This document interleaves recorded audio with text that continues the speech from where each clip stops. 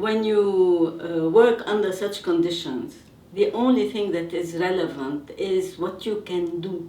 I worked 35 years under these conditions and I produced. The most important thing is to have the, I would not say the energy, but also the enthusiasm to do your work. So even under these conditions, you have to have a goal, you have to set it before your eyes, and you have to go for it. This is how I wrote 2 books under these conditions. Bombing, Israel, غير Israel, this is, you have to have the will to sit there and say, I have to do something of my life and of my career and of my work. So that's it. I don't think, you philosophize, when you are under this condition. You want to work.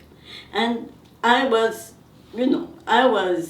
born in the war, if you want. I was already a grown-up during the Civil War. And this is how I did my PhD in Germany, hearing about Israeli invasions and bombs. And I wrote my thesis hearing all these horrible news, because there was no internet, no, FaceTime, no. I had no news from my parents for several months, for several weeks on a row, no letters, nothing. But you sit and you do some work, and then you feel that I defeated the war. I did something, and this something will last.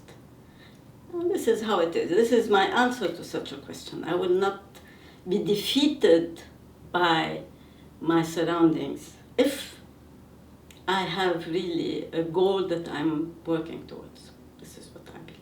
I center very much on the question of what is governed in cities, but also what is not governed in cities, and who are the actors that are in charge of the process of spatial production or the making of cities, to make it simpler. And what I try to do in this work is to reveal that in contexts like Lebanon, it's not planning institutions that are producing cities. It's not municipalities, it's not public agencies, it's not what we expect, the actors we expect that are making these cities. The actors who are producing our urban space and the built environment are actors that are political, that are religious, that are sometimes both, that belong to the market, that sometimes they're bankers, they're corporations. So they're actors with interests. They're actors who want to advance their own interest and that of their networks, and most of the time who want to advance profit rather than center the making of cities around people. So my work is about exposing this reality that there are actors and networks that are producing our cities that do not have the interest of people at the center of their work, but are driven much more by profit. And my work seeks to highlight the need to center people in these processes of governance and make this governance processes much more inclusive and ecological, and hence center the principles of social and environmental justice. So I seek very much to speak truth to power in relation to that. So my work is about always bringing back the conversation about what is governed, who, how, why, and how can we improve and inform these processes of governance to make them more inclusive and ecological and sustainable. Well, it's a theoretical question, and I'm not very good friends with theory. I don't think I have anything that could resemble a recipe or some sort of permanent strategy that I resort to. So I'd say that the context that you've described are or have required at least to develop muscles, to to be in constant interrogation, and yeah, no certitude whatsoever. And I often say that I very proudly contradict myself from one street corner to another sometimes on very similar programs simultaneously without an inch of cynicism, simply because I'm very much obsessed with specificity, and so sometimes in the same city, in the same neighborhood, simultaneously you may be asked the same question and have radically different answers to that same question, because you want to be incredibly specific. I think nowadays, at least as far as I'm concerned, if there's any territory for invention, it is in specificity, in being obsessively specific. You may have a chance at something singular. Voilà. History is incompletely written, but history is, with a big H, is the sky that is above everything. So the ultimate history is a huge continuum that is partially hidden. Its writing could have gaps. Institutions, I try to avoid power in general, and the concept of the institution embodies the concept of power as well. If institutions are complex entities with power structures leading to apparatuses, time proved that civilization needs them to keep going on. I decided to leave institutions and to be autonomous on all levels and independent from them. And this has to do with my personality, with who I am. But the question is about my work, and I am capable of working with distance to institutions, playing with the gaps within historical narratives, playing in the sense navigating them, performing with them, and with the first questions. With the first question, I really want to ignore it in my work. So I don't work to fill gaps. I just want to avoid misunderstandings. My work is not there to fill gaps. I'm driven by desire, and I do construct a second world through my work. And how this world interacts with people, stories, audiences at different times, because I do hope that my work will live beyond me, and then people in 20, 30, 50 years would still be able to look at it when I'm no longer there. في الحقيقة عديت عدد الحروب يلي عشتها وأثرت فيني بشكل فيزيائي، هني 8 حروب. يعني أنا ربيت في مخيم اليرموك في سوريا، وعشت بين بشكل أساسي ربع قرن في سوريا، بلبنان، بمصر، بفلسطين، إضافة ل9 حروب أخرى أثرت فيني في الحقيقة. أثرت فيني بمعنى خربطت كتير من مشاريع البحثية، مثلا الربيع العربي وما حصل بالثورات العربية في الحقيقة خلتني أوقف كتير من أشياء كنت أسويها وأتفاعل وأشتبك مع الربيع العربي. ولكن العلاقة مع الفضاء بدي أخذ لحظة فعلا فيها كانت الخربطة كتير كبيرة.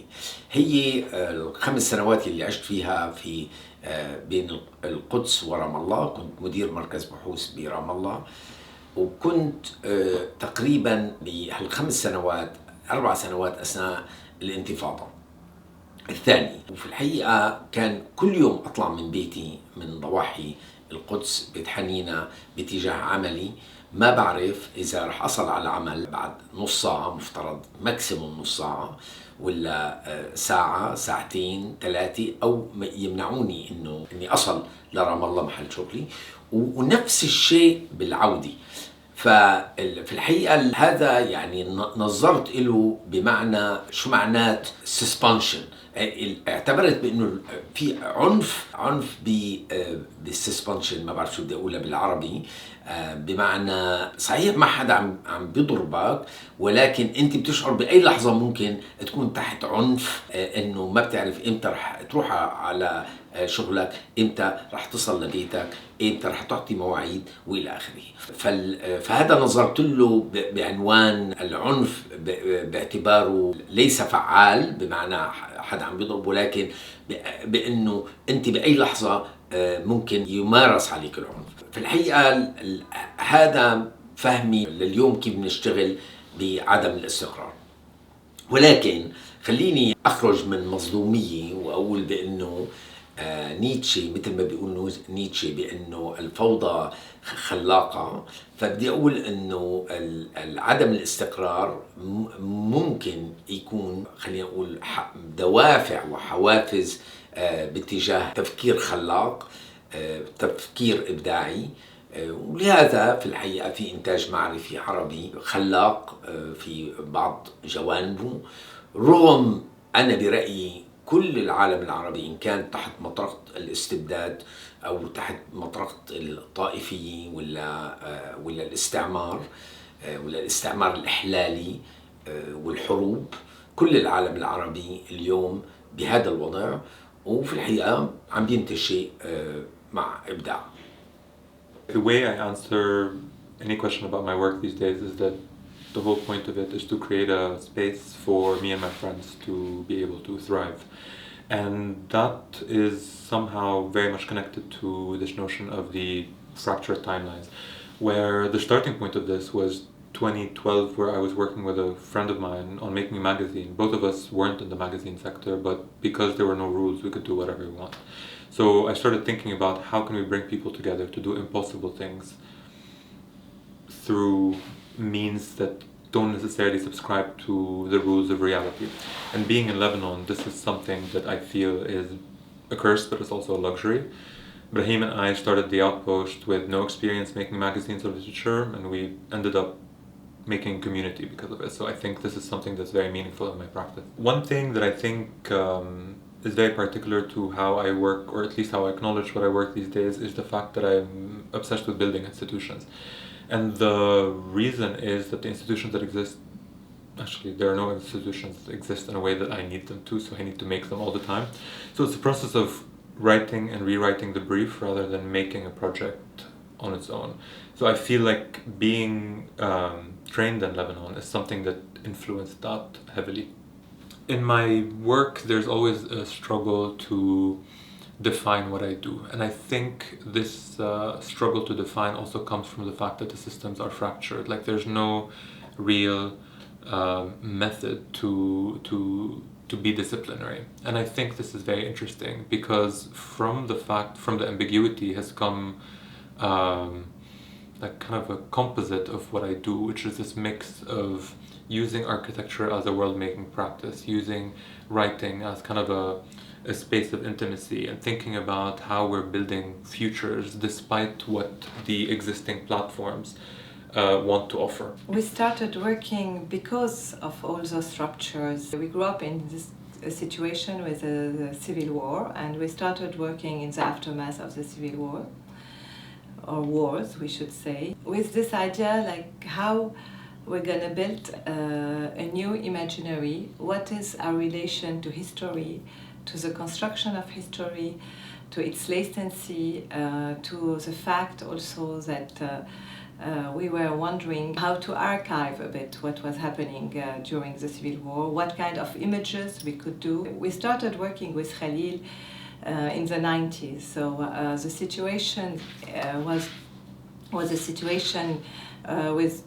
where we had to rethink all the institutions.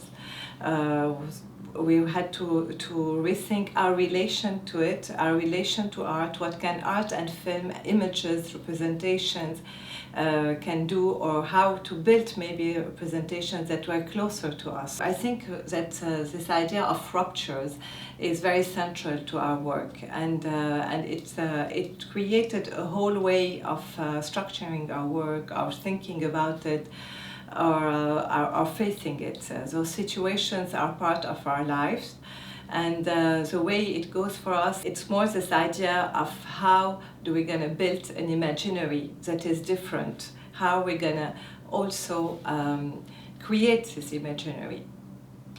The term of ruptures is a break, and in this break there are several things.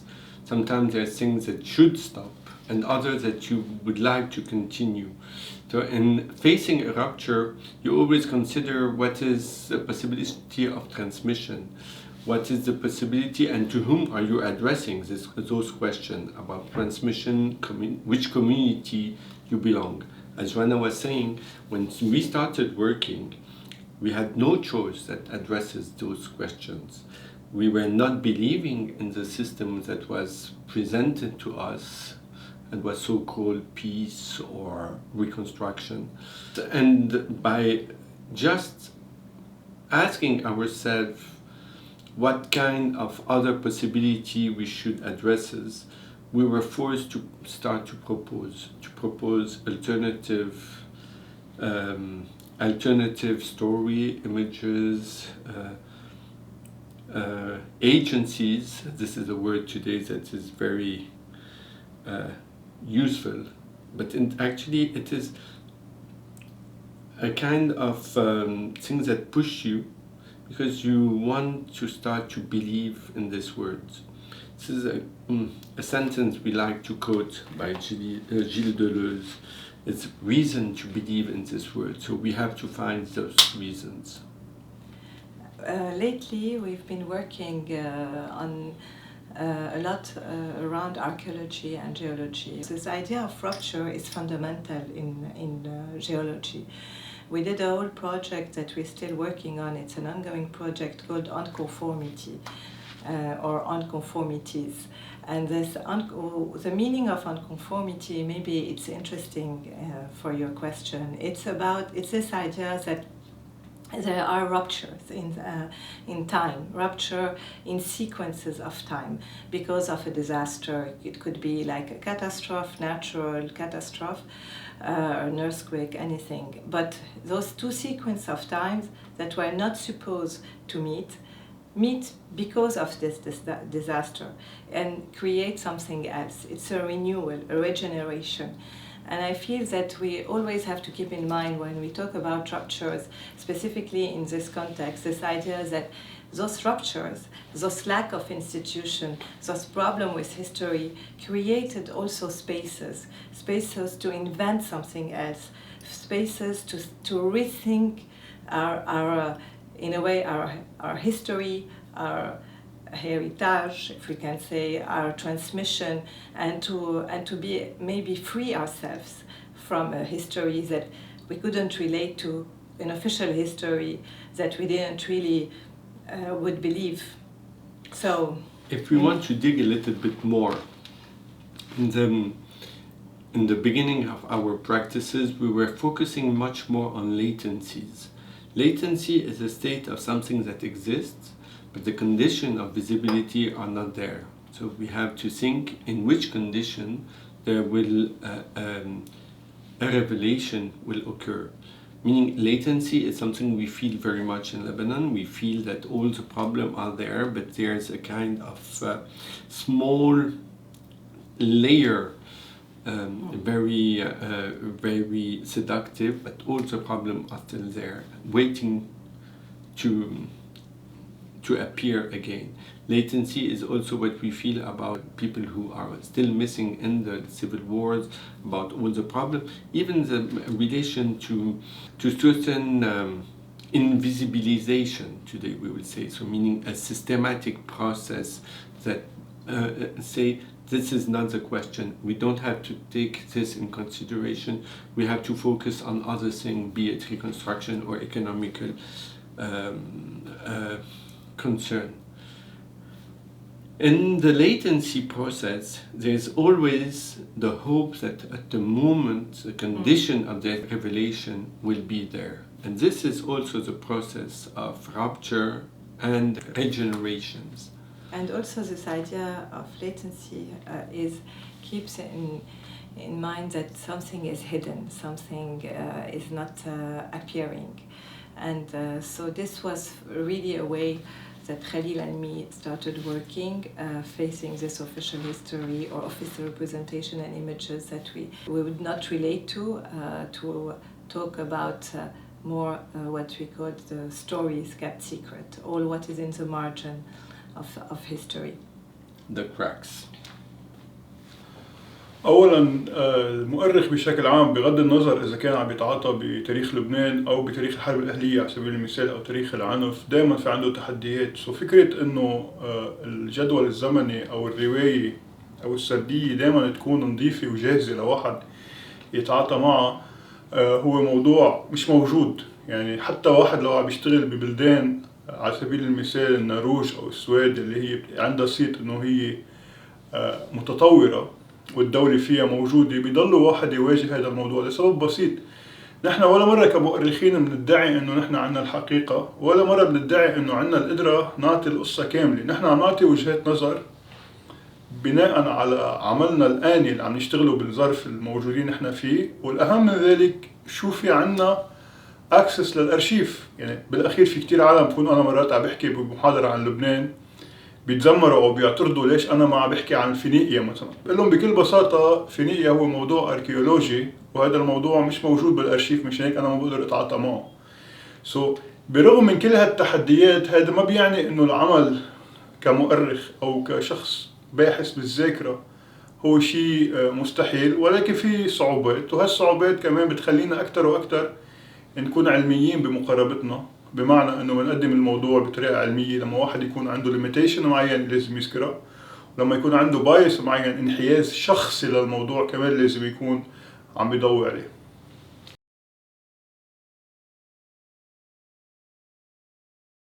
Working as an archaeologist in Lebanon is extremely frustrating because of the many difficulties that you encounter.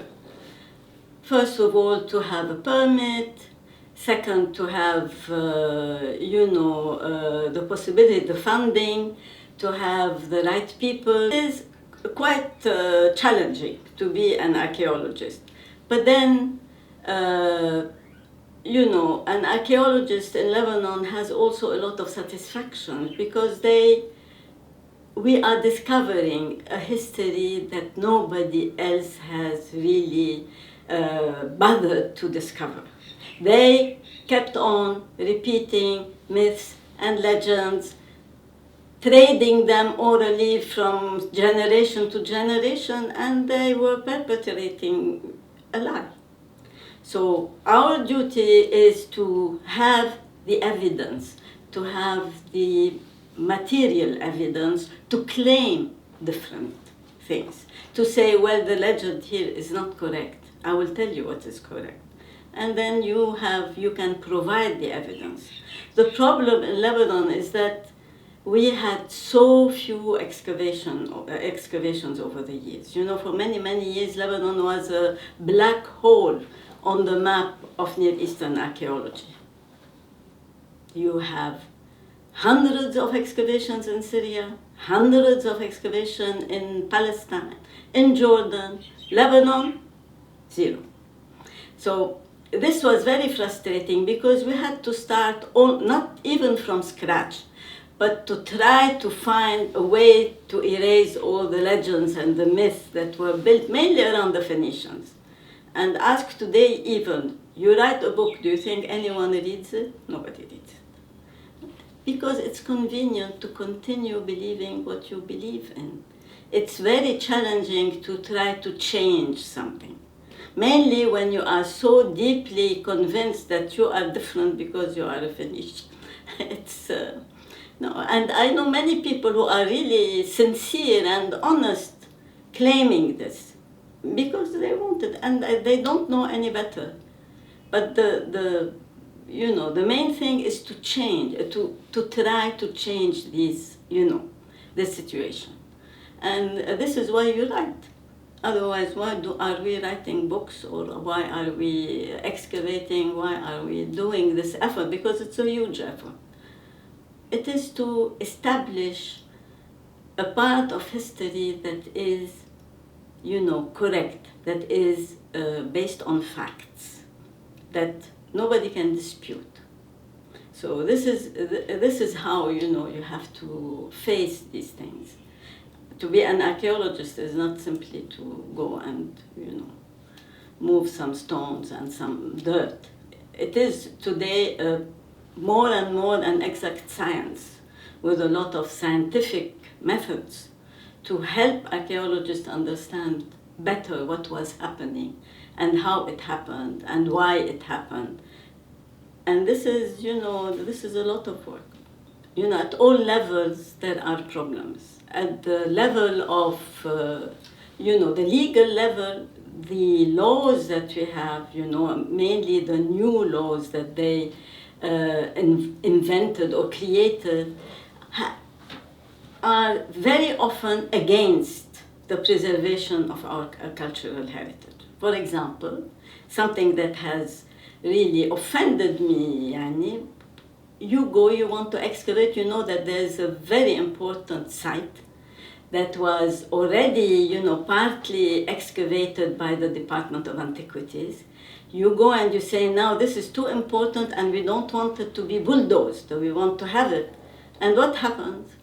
You don't have the right to excavate there unless the owner agrees. Yep. This is before. We had to prove only that this site is an archaeological site to go ahead and excavate. Now you cannot. I have a site, the site of Naami. I want to go there because it's the most important site and the only surviving site between Beirut and Saida. Do you think I can? No. Because the owner, who is a Saudi and who has wakil here, and they said no. But it's an archaeological site. They removed it. Even if you remove it, it is still an archaeological site. We went to the minister and so on. I tried to push towards giving me this permission. The minister was ready to give the permission, but he was not ready to go and talk to these people or to change this kind of regulation. So we are, exploding from all parts, and politically speaking, the situation is not helpful because all the appointments in the Department of Antiquities are political appointments. Very few are really, based on professional merit. And politics are always there. Politicians have the largest collections of looted antiquities. We cannot hide ourselves, or we cannot cheat ourselves of this. You can see it on TV. This is something that is really, it's a symbol of what the Lebanese people do to their heritage. So, neither the Lebanese people nor those responsible of the antiquities or of our cultural heritage are aware of its importance or understand its importance. This is why they don't care. For them, they are, treasure hunting. They want nice things to put in their houses. So, as I said, at all levels, we have to navigate. I cannot say I'm not working anymore, Haribit, because the situation is such. No, you have to work in this situation, and you have to try to, to come around a political decision, to come around an administrative decision, to come around, And when there is something, that is worth yelling at, I do yell. And I do write, and I believe in writing, because, the Latin proverb verba volant, scripta manet. I can say whatever I want, people will forget it. If you write it down, you have always a document to show people. I said it, I warned you, I told you. Otherwise, and this is why, writing something about our history is what remains. To go and excavate for years and not publish, this is how you destroy the past also. All these excavations, everywhere in Lebanon. Accidental excavations, accidental discoveries, شو نعرف عنه? We know nothing. And this is lost forever. And you have also to navigate within, with all these problems. So they are of all levels that you have enumerated, and you have to go around them to do what is correct or what is right.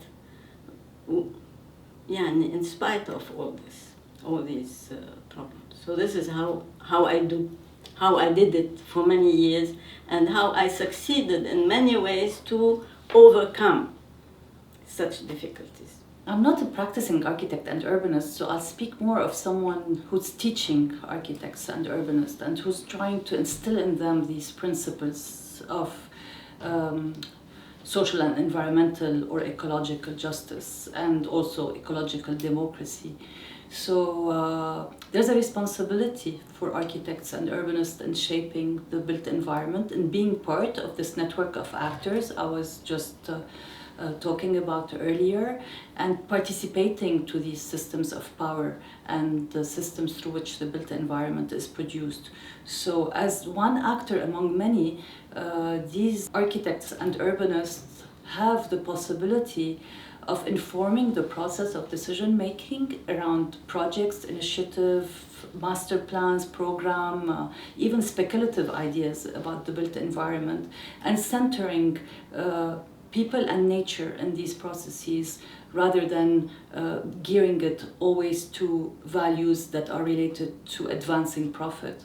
So that's for me a key role of architects and urbanists in today's world, of taking up that responsibility and trying as much as possible to gear their interventions in providing spaces and environments where people are able to thrive, but also to appropriate these spaces and make them theirs, and make them able to interact with other actors of these spaces, other participants, other inhabitants of these spaces. And I'm thinking about these spaces not only in relation to human inhabitants, but also to living beings, to natural beings, and thinking more about how these intersections can nurture each other's, and where we can have synergies that advance a spatial environment or a built environment that is in sync with nature, that is not against nature.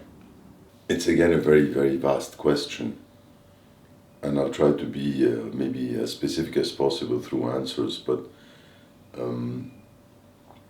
you take, for example, sets of legal laws that we face sometimes, zoning laws in very specific, I'll be as literal as that, in very specific situations, geographic or so on, that may seem like something that's extremely stringent and limiting.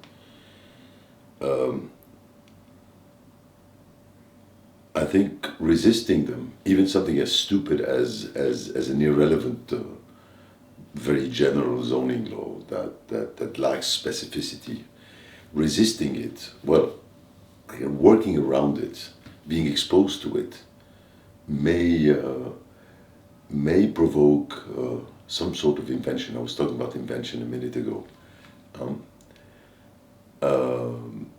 I find those limitations that at the outset may seem very limiting or stupid, sometimes very challenging, and I often, look back at a project that was extremely difficult to navigate and go through, thinking that if it wasn't for for these challenges that may seem absurd at the outset, it wouldn't have been interesting. So not everything that you resist is necessarily something that is, that is bad in the process. Yeah, I think the wrestling is good. It's a good sport.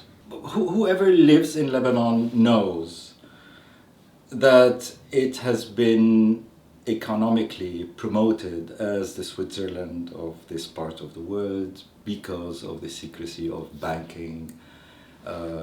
We forget that it's also because of the struggle to liberate Palestine in the 60s attracted a lot of funding, and Lebanon considered itself the winner of all of this capital. So Lebanon attracted the PLO to get its capital with it.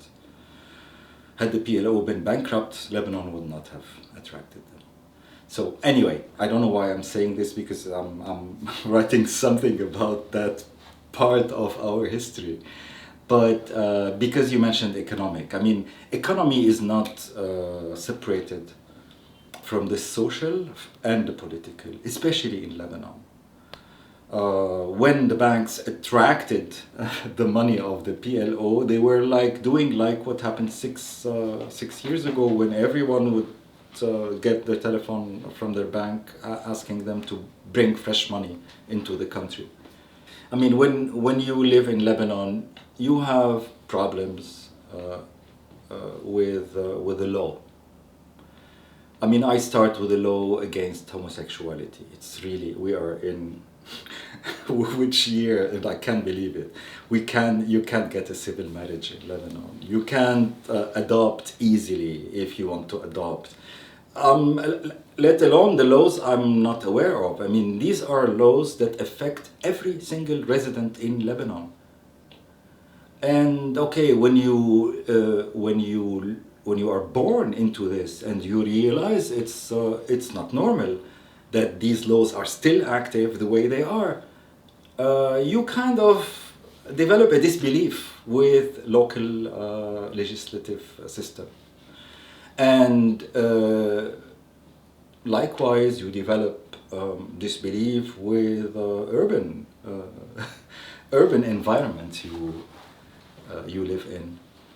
So, getting back to what you're asking, as someone who is interested in social history, in the present, but also in history, what do you do out of this? You become the witness of all of this. If you succeed to be the witness in all of this changing, always arrogant also reality, you just simply look at it and say, okay, I'm the mirror and look at me. Then you realize that you are looking at yourselves. Just like art is, in a way, the mirror of its society. في الحقيقة أنا بفهم أول شيء السلطة بطريقة فوكولية، يعني ميشيل فوكو بيعتبر إنه السلطة هي موجودة بكل نواحي الحياة الاجتماعية والاقتصادية والسياسية، بما بسميه microphysics of power. يعني السلطة هو سلطة الأب على ابنه، هو سلطة الأم على بنتها، هي الدولة، هي الاحتلال، هي الأستاذ، وهكذا. بس لهذا يجب أن لا ننظر إلى السلطة فقط بأنه شو هي، خلينا نقول بطريقة ماركسية، الطبقة المهيمنة أو الرأسمالية أو البرجوازية أو إلى آخره. ولكن أنا من خلال أبحاثي بنقد كتير كيف الليبرالية أنتجت ليبراليين سميتهم كلاسيكيين ولكن غير ليبراليين سياسيا.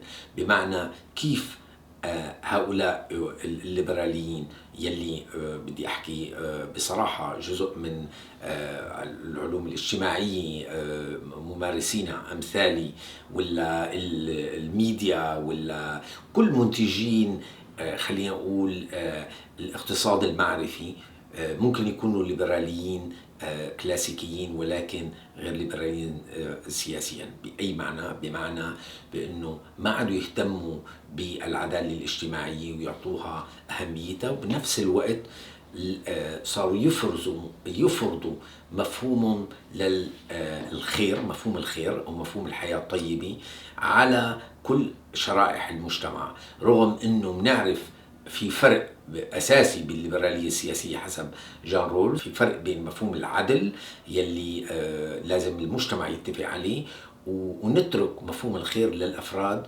وللجماعات وما ينفرض عليهم نمط حياة. يعني شو معنى مفهوم الخير؟ يعني شو بدي ألبس، شو بدي أكل، بدي أروح أصلي، بدي أروح على البار، شو مفهومي للحياة؟ كل هذا جزء من مفهوم الخير. وأنا بكتابي الأخير ضد الليبرالية الرمزية في الحقيقة بفرجي بأنه في إشكال اليوم كتير كبير بسلطة هالنخبة الليبرالية الرمزية يلي عم تفرض حالها على المجتمع، وربما هذا السبب يلي المجتمع عم بتحول لليمين، إن كان بمجتمعاتنا العربية بتحول للجماعات الإسلامية أو بالغرب ليصوت ليمين، وأسوأ من ذلك اليمين الشعبوي. وأنا شخصيا بدل ما أقول بأنه اليوم السلطة هي ناتجة عن النيوليبرالية والرأسمالية المشاعرية emotional capitalism، وهذا صحيح، بفرجي بأنه كيف يقع في فخ النيوليبرالية والرأسمالية المشاعرية ليس فقط الناس العاديين ولكن النخبة يلي عم توجه الناس العاديين. إذن باختصار يجب أن ننتبه بأنه اليوم السلطة متشعبة، ومثل ما جرامشي حكى بأنه الهيمنة ثقافية يلي تبدأ ثقافية وتتحول إلى سلطة غير ما لا صلبة، يعني بمعنى ما فيها عنف بالضرورة، لأنه أنت بالهيمنة الثقافية بيقنعك بشيء ما، وبالتالي بيقدر يمارس عليك السلطة بدون ما تشعر فيها. هذا الموضوع يعني بشتغل عليه وحساس جدا له في الحقيقة، وبدرسه لطلابي بطرق مختلفة. Being Lebanese, kind of we understand that history is fiction, and we understand that this is something that we are continuously actively generating together. And most of my work is to bounce back off what is considered reality. Like, I think the institution of the real is something that I really deal with a lot. I don't think the legal systems in Lebanon are legal. I think the economic systems are designed to oppress. So my work ends up filling the gaps and challenging these institutions. When we consider system existing, it will be very cynical to have our approach and consider that a system that we have to be able to live in it. And I would say that we have to invent modes of existence, to invent a kind of territory that is not a geography, that is much more related to a community that have the same concern, the same necessity. And from that, we have to invent a condition of the possibility of existing, be it in terms of rhetoric, I would say, meaning what are the words and the meaning of the words that you are using in this context, in this community, but also even economical possibilities.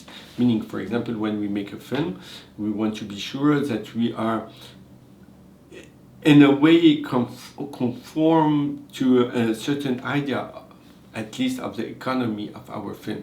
We don't want to make big production if we know that we are working in a certain context, the same in the artworks. So there is always a kind of logic that we had to invent, a coherence in the system, but we have to reinvent our own system each time. Of course, it borrows part of existing system. It's a kind of mosaic and recomposition, a rearticulation of several systems, but not one system that pre-exists. Actually, there's no ontology, if you want, and that we have to create, to try to invent, and this is a word by Bruno Latour, modes of existence. When you talk about systems, legal systems, political system, economical systems, those are systems that are supposed to protect us, to protect citizens, to protect people that live somewhere.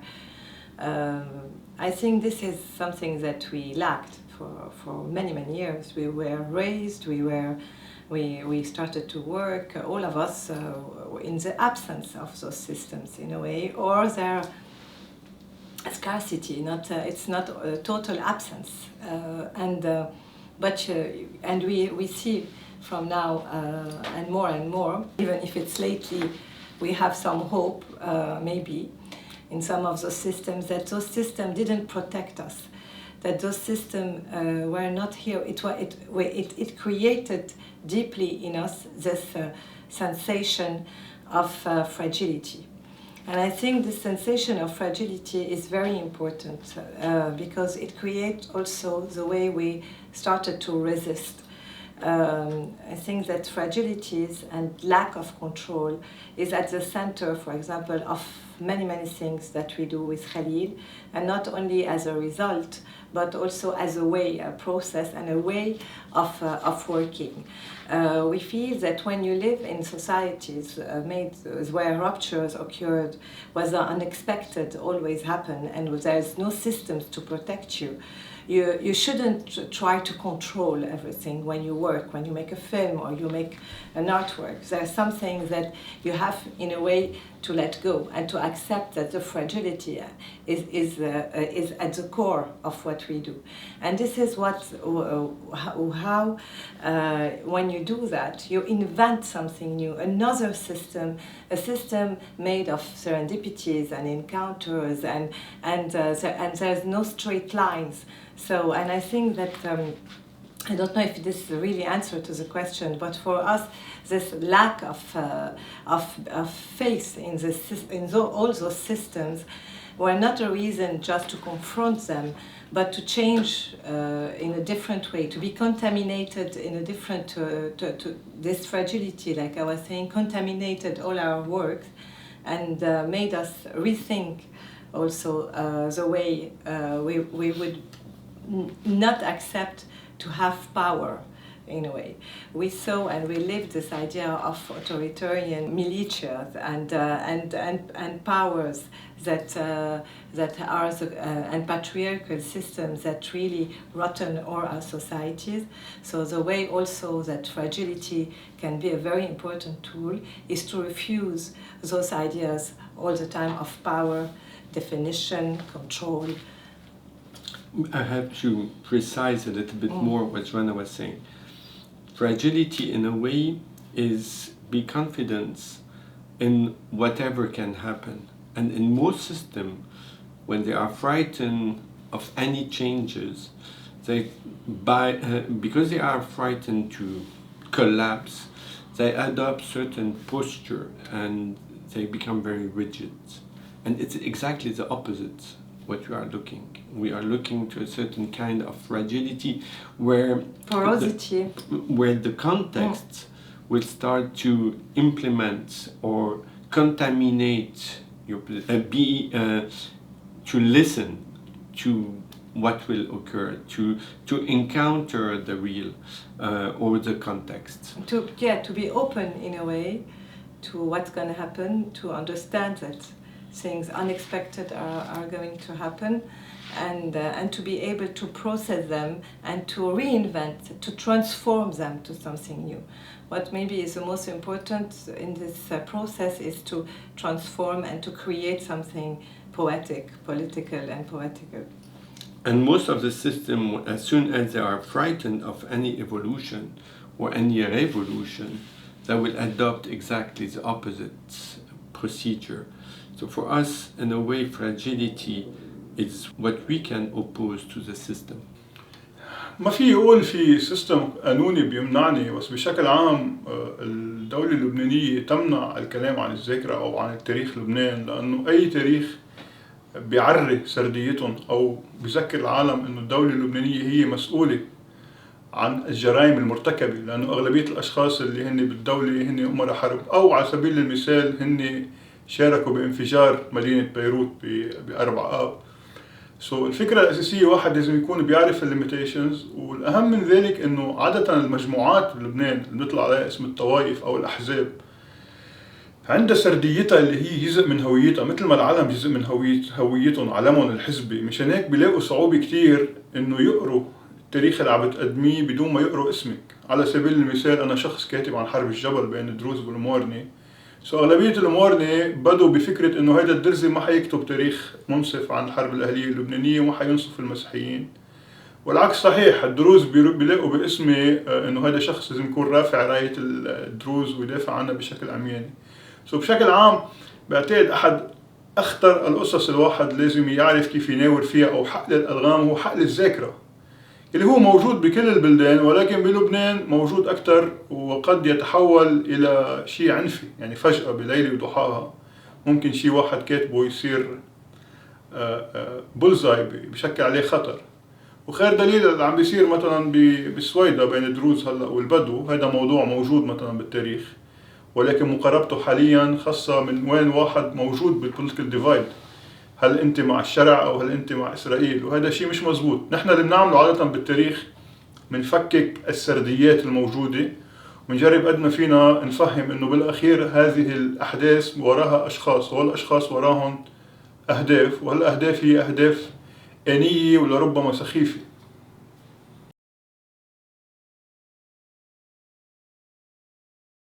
The only power I have is my research. And this research ought to be known and ought to be accessible to people, to the larger public. This is what museums are for, this is what exhibitions are for. It is to raise awareness among the people. And this is where my responsibility lies. I have a moral responsibility, yeah, to educate, people in the real history of their country. This is what I want to do. I'm much more of a writer than an architect and urbanist who draws plans and maps and visuals, but I work very closely with people who use critical mapping and critical visualization as tools. My main, I would say, weapon are the words, and I'm someone who is very keen on using the right words in the right space at the right time. So I would say the way I deal with this writing process and this narration is through a keen awareness of, I want to say, not only the value and the power that words hold and the narrative itself, what are you saying when, and which words and which principles you're bringing to the conversation and to the dialogue and to even processes of policy making or decision making, but also thinking about the network of knowledge you're bringing with it. In my field as an academic, it's very important to think about other people you're in conversation with, that you've read, that you're writing with. And I have a very keen politics of citation, of thinking who am I citing, whose work I'm bringing to the fore, and whose work I'm not citing, whose work I'm not building on. And I think this is very important, and I wish more people would be aware of the power that they have in amplifying certain voices and not others. So to make it, I would say, less abstract, I would say that it's very important to center voices that are not colonial, that are aware of their positionality in the world, especially in today's world of ongoing genocide and settler colonialism and wars, and to cite people who have taken clear stance against these injustices and crimes, and to advance women's voices and feminist voices and intersectional voices that are aligned on these principles of ecological justice and social justice. I'm also keen on giving more voice, I would say, to people who don't have a voice, and not only people, but to things that don't have a voice. I can think of one example, perhaps, that can illustrate what I try to do. So now, after the war, I'm working with colleagues on rubble, and we're very much making the rubble speak, building on the work of people like Bruno Latour and Tim Mitchell that let things speak, because sometimes when you look at things and networks around them, you're able to see processes of power much more clearer than centering it around certain actors. So I feel also very responsible for letting things and people who don't have a voice speak when I can. So context, or the representation of context, historically has always been built around very consensual definitions of context. When we were living in a world built on certainties, or we were looking for certainties, I'd say up to at some point in the 20th century, to be sort of vague, right? The certainties, these that ended with the certainties of modernism. Yeah, you could rely on a sort of an established definition of a context. I think,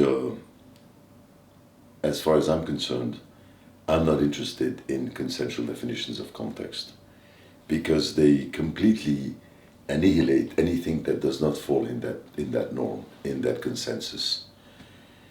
And I am personally I am interested in what escapes these consensual definitions. So when it comes to representation, to put it in very blunt words, representing my city, my context, not interested at all. I think it's been very reductive. I look at it as a very reductive approach to try to represent your city or wherever you come from. Although we live in a world where you have to be very easily identifiable in order for your work or for whatever meaning you produce to circulate, it has to be incredibly easily identifiable. So the minute you do not fall in that very obvious representation of context, you may be dismissed. So it's an incredibly difficult battle these days to resist that very easy recuperation as an Arab or a Chinese or an African American or whatever, or a gay or whatever. Okay, this very easily recuperable, identifiable representation of who you are or your context. It has become extremely difficult to escape these dangerous simplifications of a territory or a cause or whatever, and still be recuperated and circulate. So I'm at war with that. I'm at war with these obvious representations. I wouldn't like to be identified as a Lebanese architect, because I think it's an incredibly reductive definition, or it would be a very reductive definition, or an Arab architect. I don't think it means anything. And if it means anything, it means something dangerously simplistic. So Beirut was often represented as a beige city. I don't see it beige at all. I see it black, red, white, whatever, if it comes to color. So I've always resisted these very easily recuperable forms of identification. And when it comes to trauma or whatever you've called them, so that was another wave that I think a lot of artists of my generation have wrote.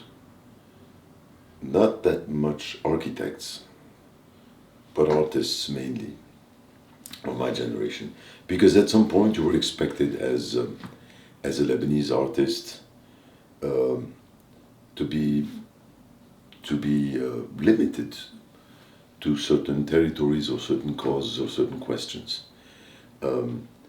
You were recognized, identified at some period in time, if you were a product of the war, of again a very dangerously simplistic perception and definition of war and what our context is. So I'd say very loudly, I'm not traumatized. I have opened my eyes at the age of 7, 8 with what we call the Civil War in 1975. And I think I've lived very, very beautiful years from 1975 until 1986, which were the hardcore years of the war, crossing between East and West Beirut. I have absolutely no trauma. I think it was much more fun and far more interesting than living, in a peaceful European city. So no trauma there whatsoever, and I would not, and I have never intended to represent myself as a traumatized child of the war. Not at all. It was incredibly intense and incredibly interesting. I'm not going to get into that because that could also be perceived as, this sort of exoticism of war, which was also another myth that some of us have ridden that wave. So you got to be extremely careful about that. And if you want to escape these very vicious recuperations of what you think you want to be, or the minute you tackle with issues that may seem a little bit more complex or may require a little bit more concentration, it becomes incredibly difficult. I'd say that the work that I've produced after that, way after 10 years, a 10 years period after that, working in a sector where, again, you would not expect at all the work to produce any political meaning, working with developers, there and then, I think the work was far more contextual and far more relevant and pertinent relative to, and far more, much more contradictions, in fact. But then again, for your curious intellectual Westerner, your kingmaker, your curator, your whatever, your architectural critic, if it doesn't fall into something that he can easily recognize as his perception of your context, where you come from, it becomes far more difficult to make this circulate. So these days, it's got to be gender, you've got to be identifiable, very easily identifiable, relative to very, very obvious issues, whether it's gender, sustainability. These are the very, these circulate extreme, or you're an Arab, or Chinese, or, or an African, very identifiable. You've got to be very easily, instantaneously, in a nanosecond, identifiable. And then whatever bullshit you produce will circulate. Yeah, I think it's a matter of speed. It's a question of speed and temporality. We're living in an era where access to information and instant gratification, is so instantaneous and so quick and so fast that any room for a bit more complex questioning and a bit more concentration and a bit more time has become extremely difficult. Your story it's got to travel fast, be incredibly superficial, and it works. Any other questions? In the late 90s, I was interested in television because we are mutations. When you study in New York, in a school like the New School, you are subject to media theory in a way that would not have been your choice had you not been there. So it was a way to expand the baggage that I was carrying. So I was developing an interest in media and conflicts, but to be honest, this is a trap, and I quickly decided that this is not what I'm interested in. Media will always create stereotypes. Media will always fail in covering, because media structures are power structures after all, and they are there for the surface of entities, and they are there for profit. So how do you break down all of this? It's really not what I'm interested in. I'm interested in emotion and poetry, but also in politics and in history. It took me 20 years of work to realize that I'm a historian within the art world, in a historian with tools like film and photography, and I'm not interested in scientific constructs that perform or rewrite history. I'm interested in the instances when history tries to escape those constructs and inhabit films and inhabit artworks or novels. I think the best historians are novelists. في الحقيقة الموضوع التمثيلية موضوع كتير معقد. أنا كباحث بعلم الاجتماع أدعي بأنه أنا مثقف عضوي بالمعنى الجرامشي يلي أعطى لهالمفهوم، بمعنى بإني أنا مثقف في الحقيقة في عندي بوصلة دائما الدفاع عن الجماعات والمجموعات المهمشة ويلي صار في تمييز منهم، يلي صار في ظلم لهم. بهذا المعنى أي مثقف عضوي يدعي بأنه يدافع عن مجموعة ما، ولكن هون في مشكلة.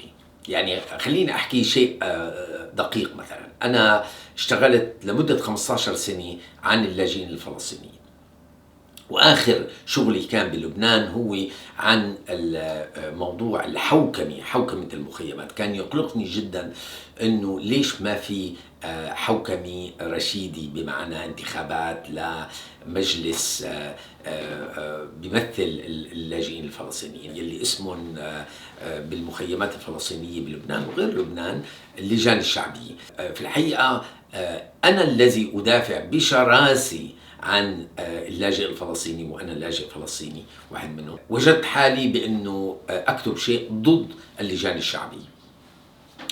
إذن هون تعقيد شو معنى التمثيل.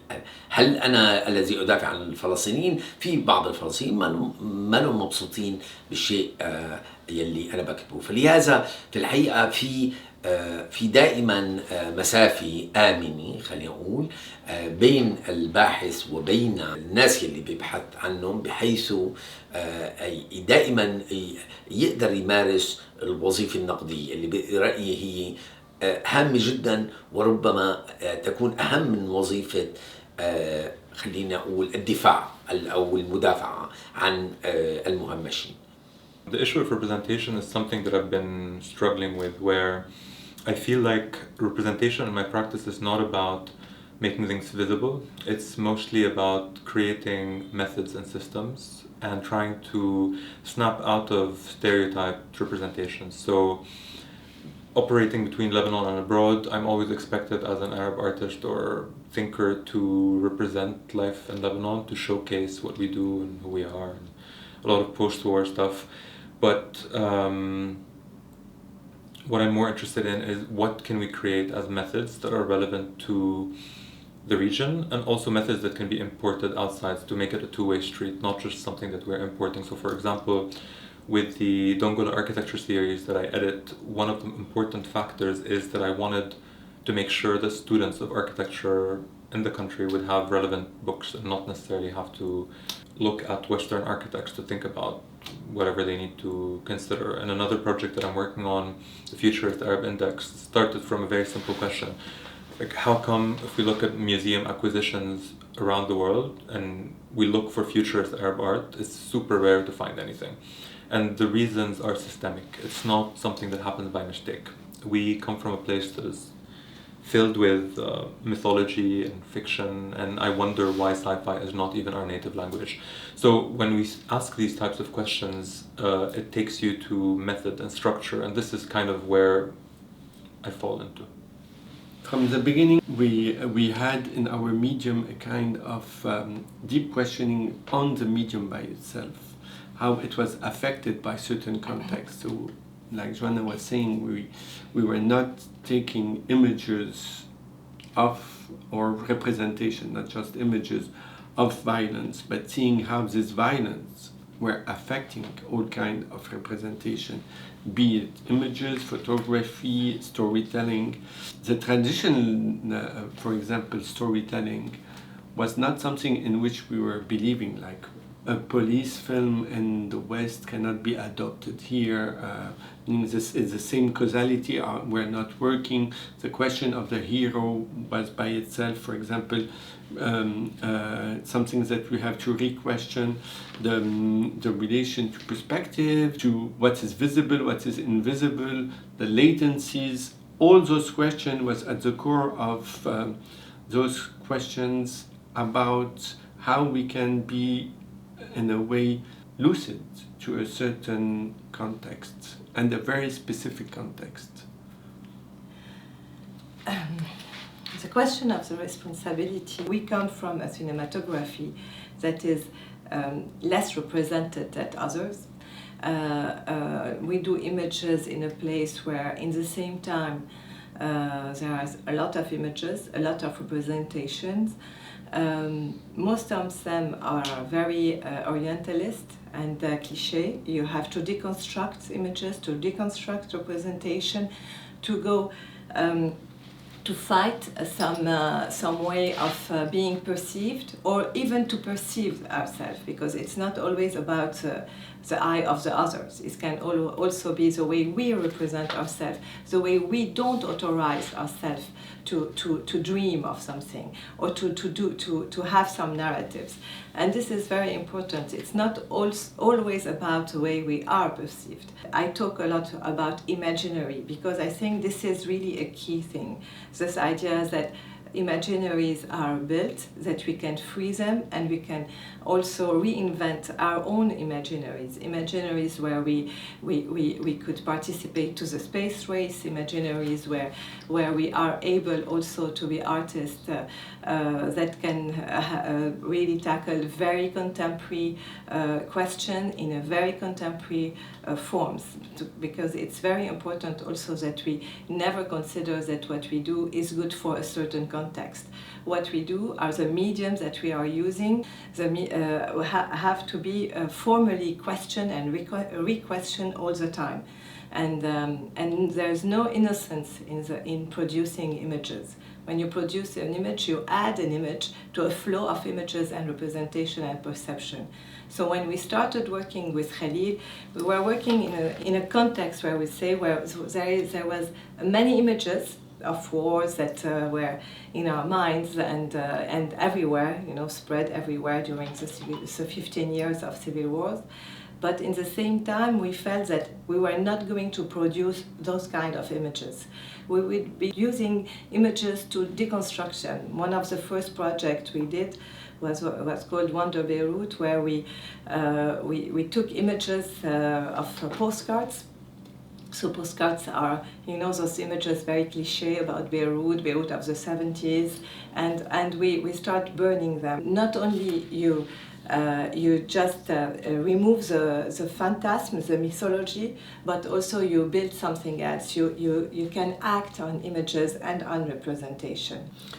Yes, as Rana was saying, because we are coming from a small country, we always, whatever we do, even if it's not the taste of the people, we are sometimes considered as the ambassador because of our... And most of the time, it's a disappointment for them and for us, because we will never take this condition, because this is a recognition for the bad reasons. So what we try to do is exactly the opposite, is to introduce and reveal the complexity of certain territories, to shift the gaze on what people might think, shift the gaze on this notion of territory, the state-nation project, or even the geography, to try to build another community where we share the same concern, the same issue. So for us, it's there's a specificity in being from here. It's probably that the palimpsest of all the meanings that you have to you face in the same time. It's probably the same everywhere, but maybe in Lebanon it's a little bit more obvious. We can even say pornographic, so obvious. So you have an empire of meanings. Most of those meanings can be related to a lot of connotations, of layered of histories, construction, meaning, production of meanings, and this is why when I often use this word imaginary. Imaginary is, we will say, representation, be it factual or metaphorical or fiction and fantasy, and it built the condition of representation. This is what we call imaginary, and this imaginary is very complex, and this is what is very challenging to face and to deserve this complexity. When we started working for our generation, having like 1920 in the 90s, it was for us, we were working in the aftermath of the civil wars with this idea that nothing has been resolved, that we have, when we talk about latency, it was the presence of all the roots and the reason of the conflict still present, and this idea of violence and things that were hidden and could resurface at any moment and explode in our face. I think that now we are in another moment. We are in a moment where we are facing a lot of conflicts and violence differently than the moment where we are after the civil war and working and representing and trying to say some narratives at that moment. Here we are at a moment where we are living through those violence, the economic collapse, the collapse of all the political system, the explosion, or those fictions that we entered in moment where we have sometimes the feelings that we are in a science fiction film. Sadly true, but it's something that we live. But so what happened with August 4, with this explosion, or the pagers, or all this, is something that is very difficult to digest. It's not something that is latent. Everything is exploding. Maybe the reason of why this is happening can be there is some latency about it, but now it's not at all the same moment. So those moments that we are living here cannot give the same representation, cannot give the same, it's not the same war, it's other wars. Even with our approximate English, we each time try to underline the S at wars when we were saying that we were working in the aftermath of the wars. We always use the S because all the wars are not the same. We cannot put a generic title. We have to be always very specific. We have to be very precise, because if not, there's no more victims, and even the victims become just numbers and things like this. Each war will have its specificity, its consequences, its relation to technology, to representation, to and a way to attend a certain form of not understanding, but I would say to put it in this rhizomatic relation that I was talking before. So to go back to what Joanna was saying, we are not anymore in the same situation. We made a work very long ago about called Distracted Bullet, about stray bullets during manifestation of joy. At that time, during the manifestation of joy, of course, the stray bullet was killing people, but because it was a joyful event, they were not recorded after the 2005 division between 8 and 14 March. Suddenly, they were recorded because the word became binary. So there was always one camp against the other. There's a lot of things like this that showed how there was a shift in the ways that it was representing.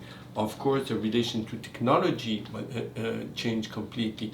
When we worked on Khiam, on the detention camp of Khiam, we saw that how the story and the rebuilding, the re-instrumentalization of the history was used by different forces, and depending of the forces in present in a region at a certain moment. So of course, it's exactly the same in archaeology. You always see what you are looking for. It's a political statement, what you are searching. If you want to focus on the artifacts of the Roman, Greek and Phoenician things, this is what you want to see. But you will consider that all the other story are just rocks or ground. It depends what you want to see and what you will discover. And I was saying that what you want, you will see what you want to see, and what you want to see is depending also on a construction of imaginary and desire.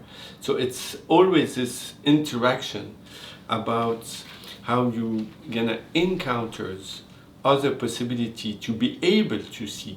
Your perception is determined by certain condition of background, of political agencies, and also about building narratives and sensation. العمل بأي إطار، بأي سياق أو أي إطار زمني أو جغرافي في فكرة الدم والذاكرة والعنفية، أكيد عندنا مسؤولية أكبر بكتير. أولاً ما بدنا نستخف بهول الذكريات، ما بدنا نجبر فكرتنا على الشخص اللي عم نحكي معه أو عم نجرب نتحاور معه، ولا سيما الأشخاص اللي بعمل معهم مقابلات.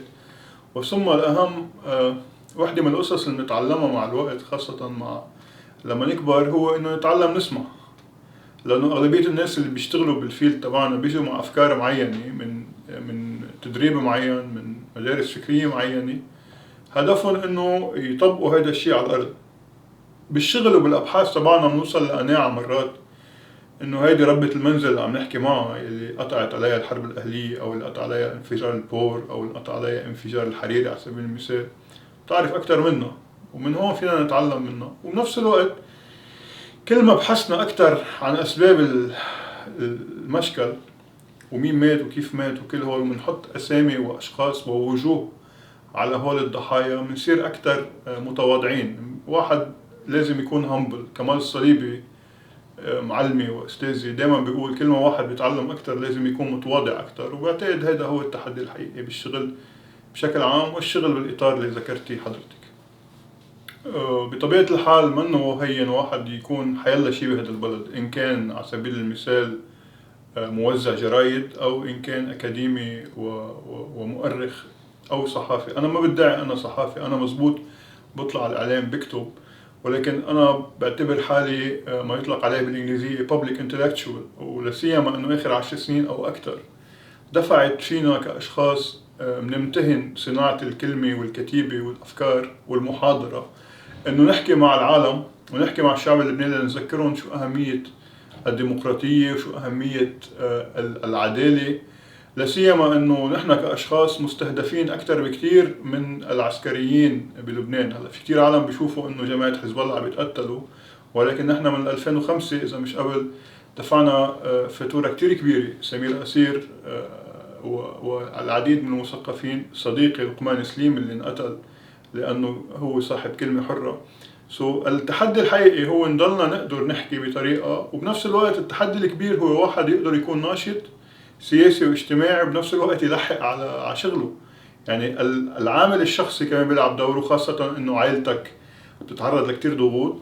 الكاركتر اساسينيشن اللي بتتعرض له من الطوائف الثانية اللي بتعتبرك انه انت ضده، بالاضافة للدولة اللبنانية. انا شخص تعرضت لأكثر من مرة لكمائن عدة امبوشز من الدولة اللبنانية اللي مسيطر عليها حزب الله. أكثر من مرة جربوا يوقفوني على المطار، ياخذوا مني أجهزة الإلكترونية، يتهموني بالعمالة لإسرائيل. بطبيعة الحال حيث إنه بيتهمونا دائما لما نموت إنه إسرائيل بتقتلنا، بنفس الوقت بيتهمونا نحن عملاء لإسرائيل. التحدي الحقيقي هو واحد يضله قادر يكتب ويقرأ ويفكر ويضله محافظ على عقلاته. يعني واحد ما يجن، أو مثل كتير من أصحابنا اللي هو حقهم يحملوا كتبهم وغراضهم وعيالهم ويسافروا. وهذا بعتقد هي أحد أهم الخسائر للبنان، لأنه فكرة البرين درين هؤلاء أشخاص نحن بحاجة لهم خاصة بجامعاتنا وباقتصادنا. إذا خسرناهم بهذه المرحلة خسرنا كتير.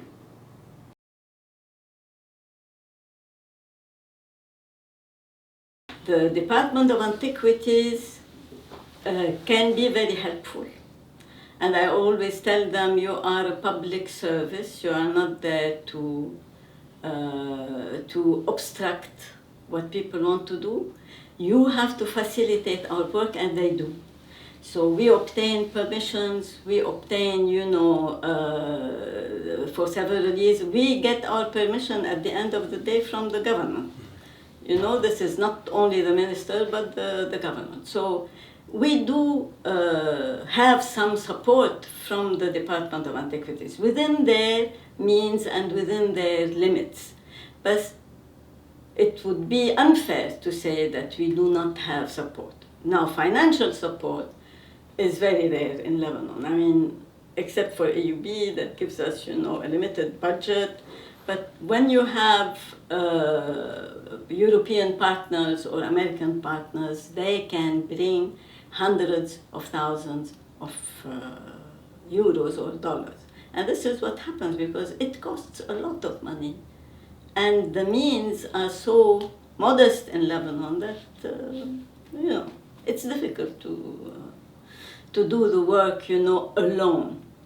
That's why most of the things, that happen are left without study, without publication. And more important than the excavation are the publications of what you have found out, You have to deal with authorities. You have to deal with administrations who are, according to the law, responsible. They are the responsible authorities. I cannot take personal initiatives.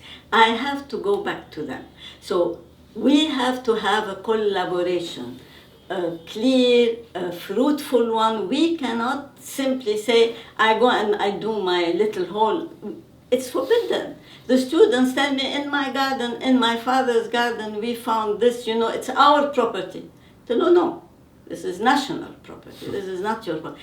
The people don't understand the how shall I say, the scope of cultural heritage. And I have no authority to stop anyone. I have no authority to change a law. I have no authority to do whatever can be done. But I have the authority to go and challenge and argue and get, what I need to do my work. And this is what I did.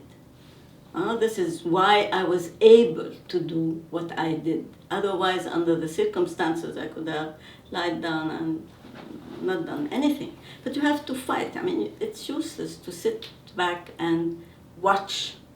Watching doesn't bring anything, Do. There are things that you have to do. It helps a lot that I work in a university that centers critical distance in its mission. I'm in a place that asks me to teach students how to think critically and reflect critically on the world. So I would say I'm in a very privileged position where I have a lot of leeway to do that and to maintain that critical distance. And perhaps I changed my career from a practicing architect and urbanist to academia because that's also largely why I shifted careers from the private realm of architecture and urban practice to the academic world that provides us with that space. That said, there are definitely moments where I'm interacting with actors where the space shrinks and there needs to be much more negotiation in the way we uphold the principles of justice that we care for. And this negotiation needs to happen very carefully, I would say, and it's a terrain that needs to be navigated with a lot of caution, and sometimes the option is to shift language and vocabulary from a language that is more politicized to a language that is more technical, knowing that the technical language is always political, but sometimes one does not necessarily need to highlight the political dimensions of the technical and speak more of the technical, knowing that its implications are major when it comes to sociopolitics. So I would say that would be my strategy. And at other times, it's actually about not engaging. And we are in a stage where not engaging is definitely a valid option, because sometimes it's very hard to engage with parties where there's no critical engagement happening, where there's no possibility for it to happen. So the position is about refusing to engage. And again, I have the privilege of doing that because I have a job that allows me to do that, but it's not given to anyone. So these are some of the ways I go about it. Well, interesting, because at least locally, I've never worked with institutions at all. None whatsoever. I was never commissioned any work by any institutions locally. I've done institutional work outside of this territory called Lebanon. But in Lebanon, none. 100% of my work has been from the private sector. And that's very interesting. Back in the early 60s, there was still, the illusion of a nation state or the making of a nation state. By the mid-70s, it was over. So I worked primarily for the private sector. And at some point, early on in my career, when I realized after a certain number of private commissions, particularly the nightlife, this is where I started, the entertainment industry, and then later on banks and developers, at some point I felt a bit uncomfortable. I was in my beginnings, I was probably in my early or mid-30s, because I was trained in architecture school, and I always looked at Europe, even though I got essentially my architectural education academic in the US. You were trained then to understand in your academic cocoon that, particularly in the European world, if you've worked only for the private sector, you were a failure. An architect who had never produced for public works was not respected when I was in my academic cocoon, at least. Never made it in history.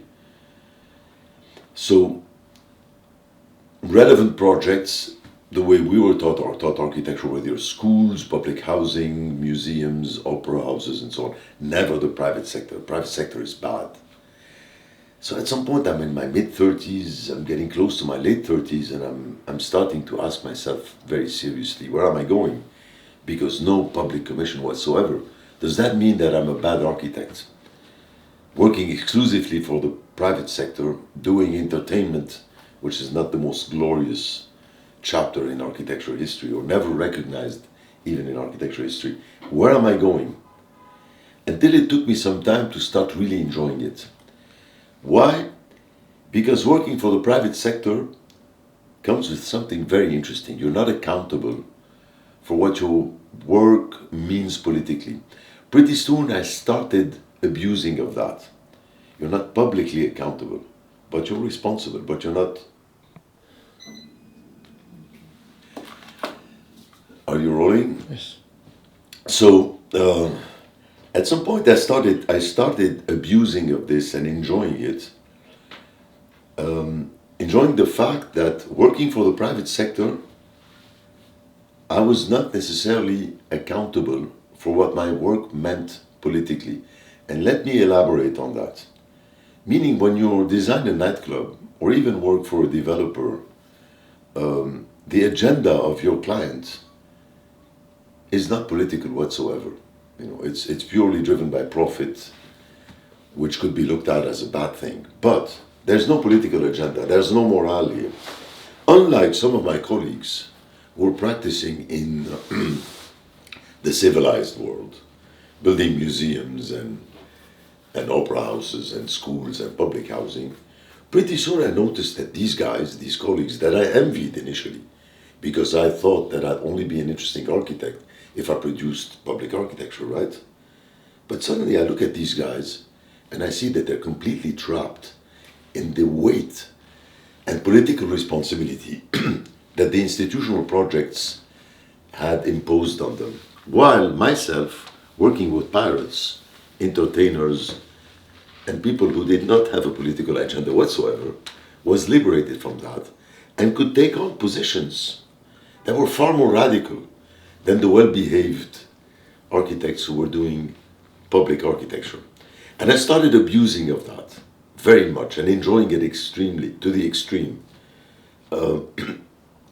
And came to a conclusion, very much convinced after a while, that this very consensual position that the architect takes while taking on a public commission, museum, school, public housing, and so on, these things that I wanted to get when I was young, that could not produce anything politically relevant, because it always produced, at least in terms of meaning, something incredibly consensual and sometimes dangerously simplistic, confirming consensual political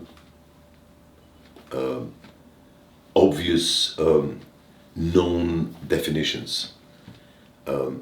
No questioning allowed, no possibility of being obsessively specific, because you have to represent your territory, you have to represent the system of powers that have commissioned you these public works. And this comes with an incredibly simplistic set of incredibly simplistic definitions of your territory and incredibly consensual. I'm not interested in that.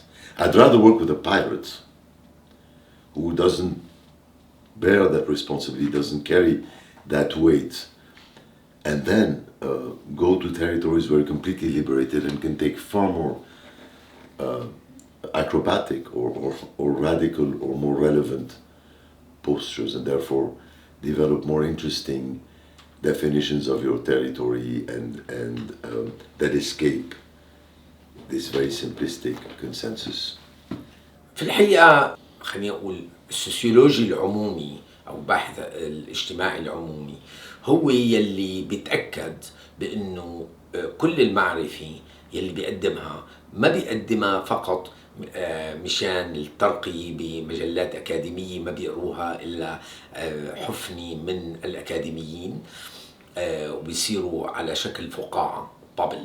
السوسيولوجي العمومي public sociologists كتير مهم إنه يشتبك مع الجمهور، واشتباكه مع الجمهور يكون جزء لا يتجزأ من بحثه. إذا أول شيء بدي دافع عن الاشتباك مع الجمهور، وبأنه لا ينتهي البحث فقط عندما ننشر بمجلة أكاديمية، ولكن البحث يجب أن يكون له مدى حياة أطول بما فيه العودة لمن كانوا مهتمين بهذا البحث والتفاعل معه وتعديل النتائج على ضوء ذلك.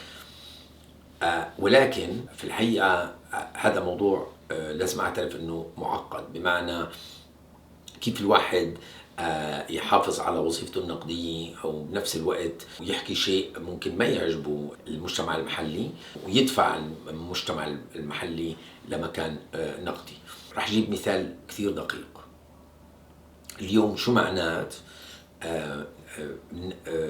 نحن كمثقفين أو كباحثين اجتماعيين ندافع عن حد أدنى من العالمية، اليونيفرساليزم.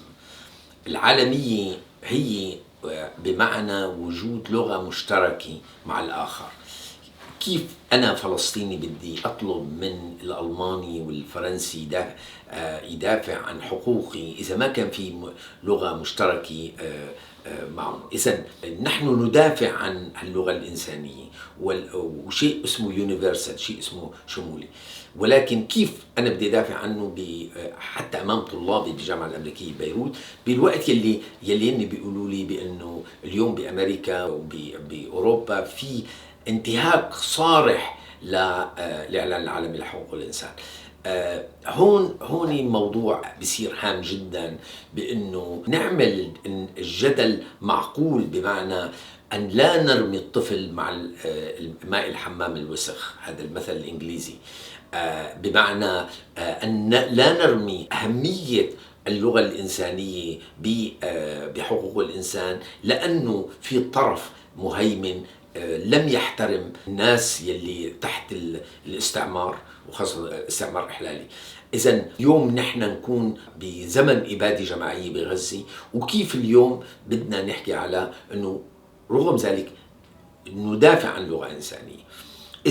إذن هذا الموضوع في الحقيقة من الموضوعات الشائكة يلي أنا بواجهها اليوم لما بدرس بجامعتي مع طلابي.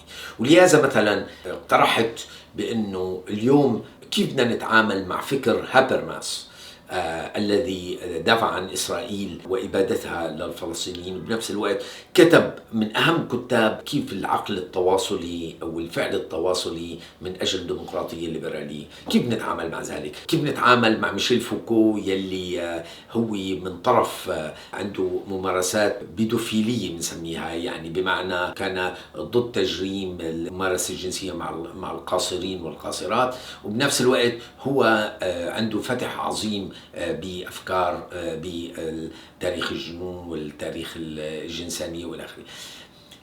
كيف وهكذا. وهيوم يلي دافع عن العبودية، وديفيد هيوم يلي كان مهم. كيف نتعامل مع ذلك؟ برأيي لازم نعمل فصل مفاهيمي. إذا كان موقف هابرماس من إسرائيل بيأثر على نظريته الاجتماعية لازم نلغي، لازم ما نتعامل مع النظرية الاجتماعية. إذا ما له علاقة، وأنا برأيي ما له علاقة، فينا ندرس هابرماس رغم أنه نحن ننتقد هابرماس بموقفه من إسرائيل. إذن أول شيء هو الفصل أو العزل المفاهيمي. النقطة الثانية بأنه نعمل توزيع أدوار، في طرف بيهاجم هابرماس على موقفه، في طرف بيدافع عن نظريته. ما لازم نضرب حجار على بعضنا، بس إذا واحد دافع عنه نقول له لا لا لا لا شوف هابرماس شو حكى. والنقطة الثالثة إنه نعترف بأنه مفاهيمنا الإنسانية عم تتطور. ما كان شيء مقبول بالقرن ال19 أو بداية القرن العشرين الآن غير مقبول، فلازم نقرأ النص بسياقه التاريخي. As a starting point, there's an importance to acknowledge that we as cultural actors are also shaped by these institutions, not just the institutions themselves and the things that we're critiquing. So one relevant thinker that comes to mind with this is the Palestinian philosopher, mathematician Munir Fashi, and he brings up this notion of mujawara, which literally means proximity, and he uses it as kind of not an antidote, but as a challenger of literacy and like the Western need to critique things in order to understand them. And I feel like most of my work with institutions has been to create intimacies and proximity in order for us to be able to learn. Like mutual learning is very big up on my agenda in that case. So I'm not really interested in attacking institutions. If there are institutions that I feel like attacking, I don't work with them. But the institutions that I work with and try to reform or transform, I would kind of try to develop tender, gentle forms of power. And this is an experiment that I'm more interested in. And I do think that it's an experiment moving forward that we need to reconcile with. Like, how do we respond rather than react? Like, how do we reconcile the fact that we are always resisting something? Like, how can we generate, and how can we generate together? These are all questions that I care about a lot. There's one thing that's worth noting is that, so I graduated as an architect and then I moved kind of towards the arts. And working within the arts, you understand that even the art institutions mimic a type of oppression that the other institutions do. Like, there's not enough care put into the quality of life of the artists, there's a lot of care given to the visibility and the representation, etc. And I was starting to have a reaction about, like, why am I put in a situation that needs to be at the bottom of the food chain? Like, why are we in our woke bubbles still perpetuating the same scarcity of resources? And this kind of took me to, Rafat, you're an architect, you can build something. And so I started creating my first prototype of an institution, the Khan. And the Khan was literally called the Association for Prototyping Cultural Practices. And the only way I could explain it is that it's an alternative or dream municipality. All the projects that I did were projects that would substitute or do what I would have voted for in a municipal body, for example.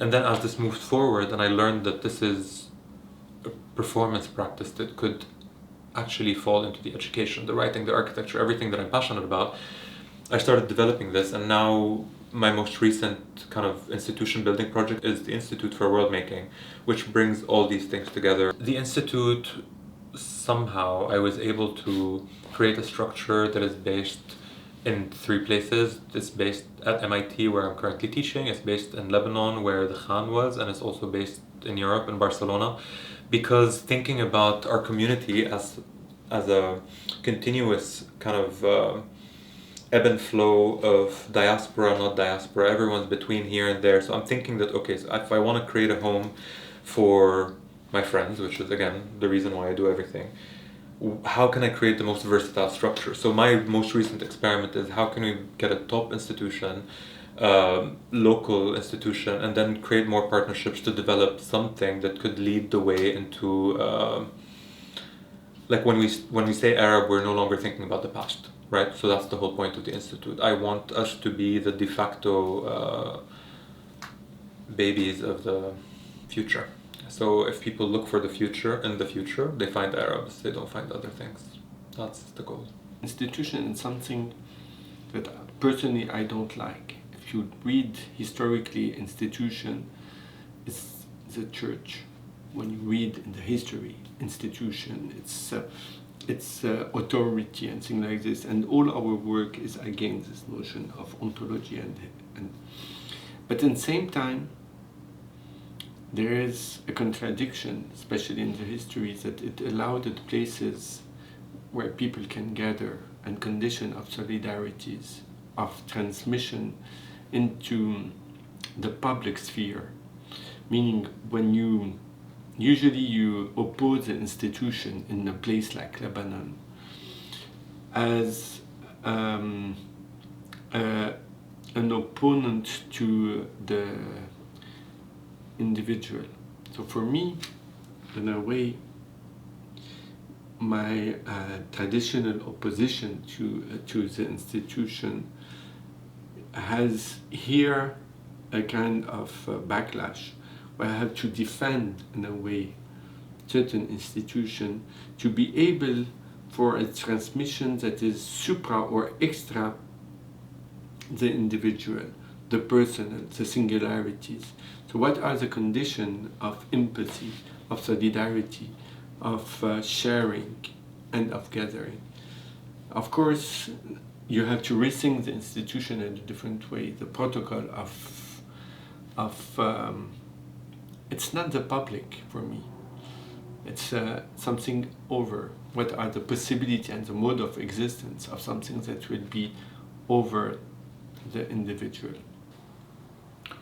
العمل مع البشر صعب كتير، خاصة لما يكون الواحد عم يتعاطى مع شخص متعود يكون انه كل الناس اللي بمقابله هن ناس ايديولوجيين عندهم فكرة.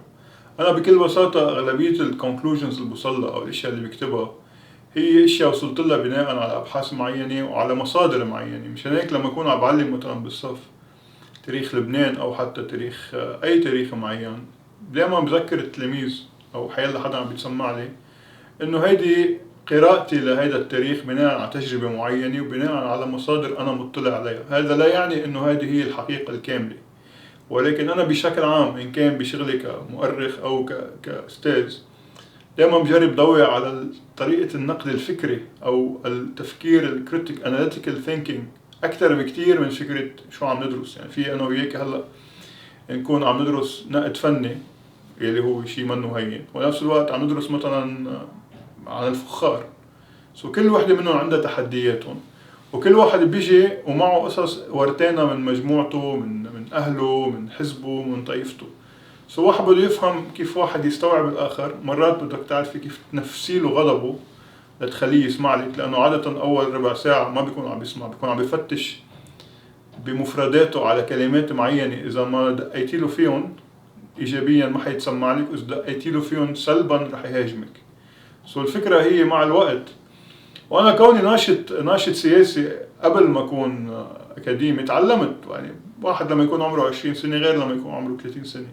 القصة قصة ممارسة، يعني هي عضلة بكل الحالات، عضلة فكرية بيتعلم واحد يطورها ويستثمرها. فيك تستثمريها للخير وتشتغلي لصالح however، أو فيك تستعمليها للشر وتصيري بوق من أبواق النظام.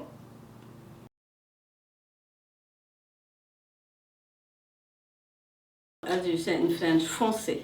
There is nothing else to be done. You have to do whatever you want to do. Fight. If you have problems, fight to solve them. If you have people standing in your way, try to convince them. There is no other way for the younger generation to do something, and to be discouraged or to leave or to say no way, in this country nothing can be done is not true. Simply not true. It is the easy solution. If you are in this country and if you want to work in this country, you can, no matter what the difficulties are. And this is a message that I really want to give to the younger generation. Don't be discouraged by the first obstacle you encounter. You can remove so many important obstacles if you want something. All right? So I know that the situation is despicable. Our institutions are, not only non-existent, but they are obstructing the work of individuals. This is the problem. But you have to navigate through all this, It's not easy. People tell you it's not worth it. Each one of us reacts in a different way. But if we all react in this way, what are we going to get at the end? Nothing. So young people should have hopes, should have plans, should have means to reach the goals that they have set for themselves. They have, all of them, they are extremely enthusiastic for archaeology. They want to learn. They are extremely good when they apply for a PhD. They are taken in the best universities, really, in the States or in England or in France or in Germany. They go and they become really good archaeologists, and they are hired, there, because here there was no perspective. It is not something that I can provide them with. We need a reform of the archaeology in Lebanon at the level of those who decide. I do not decide. I can encourage them to do whatever they want to do, because when I decided to do archaeology, my father was almost, lost his mind. You are going to eat stones, and for them, people do not understand the importance of this. So they have to pursue a dream, they have to pursue what they want to do, and I'm sure they will be successful. But to be discouraged by the lack of perspectives now, by the miserable salaries that an archaeologist who is hired by the Department of Antiquities get, I can understand this. So I want to tell them, don't get discouraged by this. Pursue it. You will always find a way to have a future, and a nice future that you'll be enjoying. When I came from Germany in the 80s, well,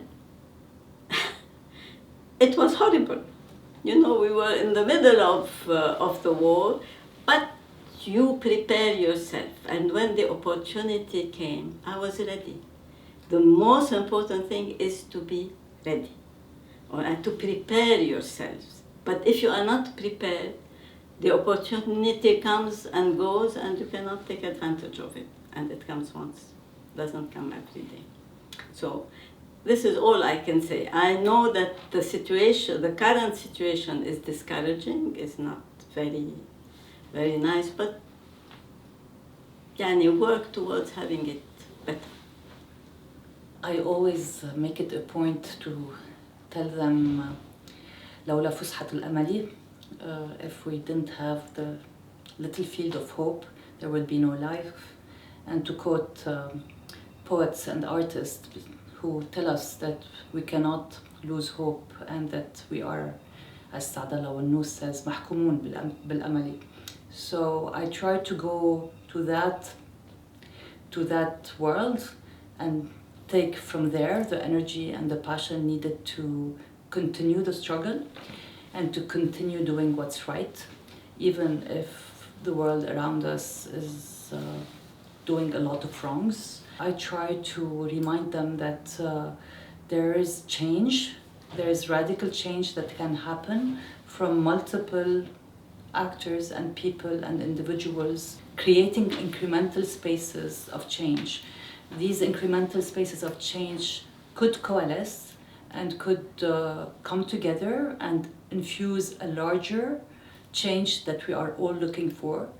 And given I also teach architects and urbanists who have the amazing tools of drawing and mapping and visualizing, I ask them to dream and to imagine other futures, other architectural and urban futures that are ecological and equitable. I ask them to inspire us to dream together, because one of the major ways through which change can happen is through imagining other worlds, even if they seem utopic or utopian. The systems around us, specifically the capitalist system around us, are about killing these dreams, are about making us feel that nothing will change and that we are doomed by these big structures that are hegemonic and dominant, whereas change is able to happen through these hopeful little acts that every one of us can do at their own scale in their own fields. So everyone has a struggle to carry and to pursue, and there's no good and bad struggle as long as the principles are about social and environmental justice. It will all feed together. So I try to inspire them by what other people have done under very difficult conditions of work.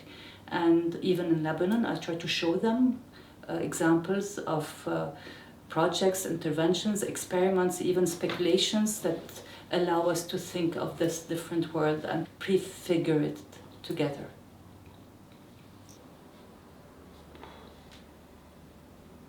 Well, there's nothing new about that, particularly where we come from, fractured, unresolved, and so on.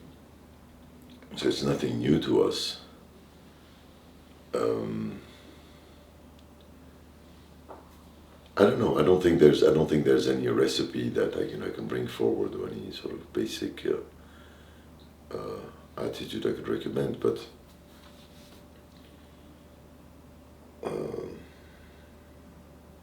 Be as specific as possible, and do not succumb to what you're expected to produce, and where you're expected to be, identified, and where you're expected to be located. Keep resisting that, I guess. I am the youngest generation, no? You are. What did you say to yourself? No, I mean, what I would say to every young person, don't believe in older people.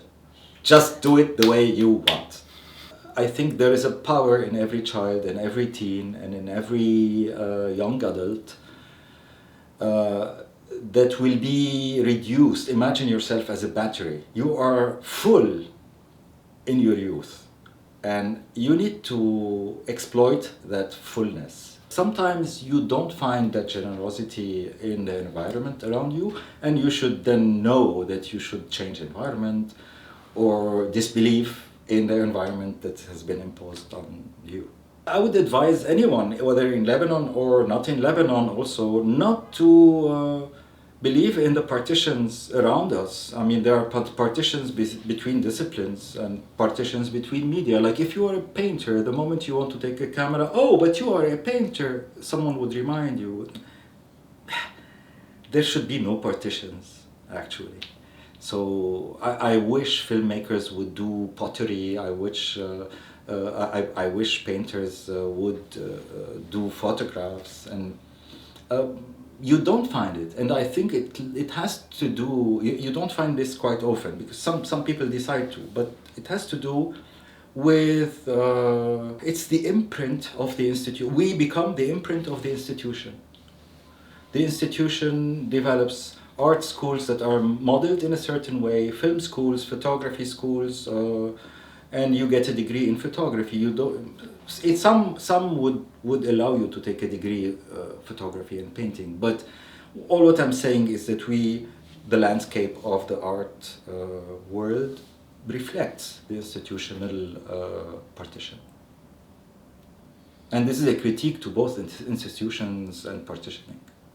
الجيل اليوم جيل أنا لا أريد أن أقول له شيئا. أنا أتعلم من الجيل الجديد. أنا أتعلم من شجاعة الجيل الجديد. يعني اليوم أنا ما فيني إلا أفكر بالجيل الجديد كأبطال بمواجهة سلطة الجامعة وغالبا بالغرب المتصهيني وسلطة الجيش والعسكر يلي فضوا الاعتصامات وفضوا المخيمات يلي أنشأوها بقلب الجامعة. اليوم نحن أمام جيل يقول بأنه نرفض معادلة business as usual، معادلة أنه تعالوا نساوي شوية إصلاح هون وهون، ونحن من دين إسرائيل بأنه عم بتبالغ بردها على الفلسطينيين. لا، هذا الجيل شعاره فلسطين حرة من البحر إلى النهر، وروعة هذا الشعار بأنه ولا للحظة شعرته أنه كمان مفهوم إقصائي، يعني أنه بده يرمي ناس بالبحر ولا كذا. لا، أهلا وسهلا ضمن فضاء دولي ديمقراطية علمانية بفلسطين يلي فيها كل أبناء يلي بيعيشوا فيها. يعني اليوم هذا جيل خلينا نقول بجانب من جوانبه رائع جدا بطولي، ومن جانب آخر لما أنا بفكر بشوف أولادي وأنا أب، يعني كيف هذا الجيل جيل الذكاء الاصطناعي والآيباد والكذا بيخوفني كمان، أنه تراكم المعلومات بيختلف كتير عن المعرفة. المعرفة هي في الحقيقة معلومات منظمة. فاليوم يعني خليني عم بقول بأنه هذا الجيل فيه جانب بطولي رائع وفيه جانب بيخوف. يعني هون. This is my favorite one. Invest in friendships. Like I 100% invest in friendships, invest in relationships. I think we have been working in the harshest scenarios of system collapse, and the only thing that you need to know is that you are not supposed to fix it on your own. We don't need saviors, we don't need heroes, we just need people that know how to build an ecosystem. And I think that for generations we have missed that. There's an allure to being an icon and being a hero, and falling into that is something that we all do, but then just remember that make friends, make really good friends, and expect them to be good friends and be there for them. That's all I can say, and I think this applies to everything. This is not an easy question. I mean, because first it puts you in a position where you can deliver messages and knowledge, where I feel always that the best thing is a sentence of Marguerite Duras that I really like, where she says tout ce qu'on sait quand on ne sait rien, je le sais. What she's saying here, Marguerite Duras, is this idea that to keep searching all the time, never consider that we understand something, that we know something, that we are in place of knowledge, that we are people, for example, as artists that can provide answers, that are models that you could follow, that want to clone others that we teached for many years here. And our big concern was to be able to bring people, filmmakers and artists that we were talking to, younger than us, to be able to find their own voices and not at all be influenced by the voices of others. I would tell younger generation, if I have something to transmit to them, this idea of keep searching all the time and never feel that you reached something. We are never reaching something. On n'est jamais arrivé We never get to a place. You know, you still dig all the time. When you're still doing inquiries, I still have the feeling and deeply that I'm just starting something, and I don't consider all what was accumulated, all those accumulations that makes me what I am today. I just try to understand what I have to search for today, and I feel that this is a position that we should keep, this position of being in alert, this position of being ready to go all the time, never keep ourselves in comfortable places, never fear that I know what I'm doing. I never know what I'm doing. And I like this very much with Khalil, this idea that we follow something without really knowing what where we are going. And this places you in a constant position of alert, like I was saying, attention in a different way, and the fact that you are still very permeable to everything and very attentive to others, like your attention is toward others. And I feel this is the most important thing. Something else, it's very important also to consider hope, okay? Because we are in a moment, and in a moment of, it's not only about Lebanon, it's about the world today, where we feel that we lost a lot of faith in everything, in the system, in the mondial system, not only the system of our countries. And I feel that we should really be aware that, of course, there's a lot of problems, and there are many things that we should fight, and we should keep to stay. Really to keep our strength to fight, to continue to fight, but also I think that we have to be very to be really aware about the fact that it was not so good before, and it's not. The world is changing, the world is evolving, but there is all this idea that the world is really becoming worse and worse, where we should be careful about that also, and keep the hope, because this makes you. I feel that it's a political way to make you in a kind of despair, where you don't do anything, where you become totally nihilistic.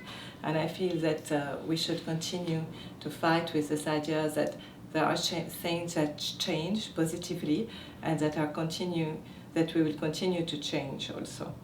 So as Joanna was saying about the hope, is that this generation, actually this last years, we saw so many incredible changes, be it at time of COVID, in wars, change of system, ecology, and all the relation. So obviously, and we destroy the condition of hospitality of this planet.